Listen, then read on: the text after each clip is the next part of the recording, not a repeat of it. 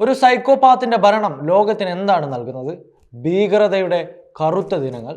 ഇസ്രായേലിന്റെ ഖത്തറിലെ വ്യോമാക്രമണത്തിന് പിന്നിൽ പ്രധാനമന്ത്രി ബെഞ്ചമിൻ നെതന്യാഹുവിന്റെ തന്ത്രമാണെന്നാണ് ജിയോപൊളിറ്റിക്സ് വിദഗ്ധർ വ്യക്തമാക്കുന്നത്.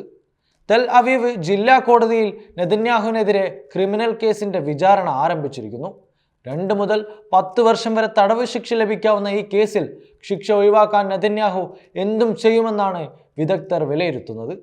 ഖത്തറിലെ ബോംബാക്രമണം ഇത് കോടതിയെ സ്വാധീനിക്കാനുള്ള ഒരു നീക്കം മാത്രമായിരിക്കാം.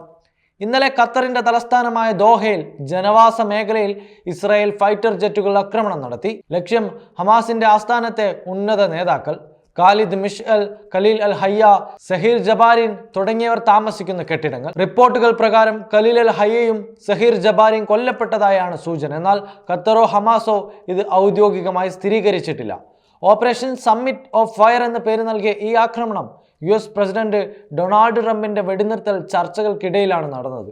ഇസ്രായേലിന്റെ സൈന്യം ആക്രമണം സ്ഥിരീകരിച്ചു. ഹമാസിനെ തകർക്കാൻ ഇനിയും തുടരുമെന്നും അവർ അവകാശപ്പെടുന്നു.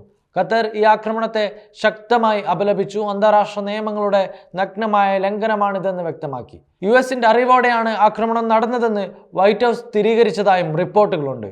ഗസയിൽ 2 വർഷമായി നടക്കുന്ന കൂട്ടക്കൊരുതിയും ദോഹയിലെ ഈ ആക്രമണവും ഒരു സൈക്കോപാത്തിന്റെ ഭരണം ലോകത്തിന് മുന്നിൽ തുറന്നു കാട്ടുന്നു.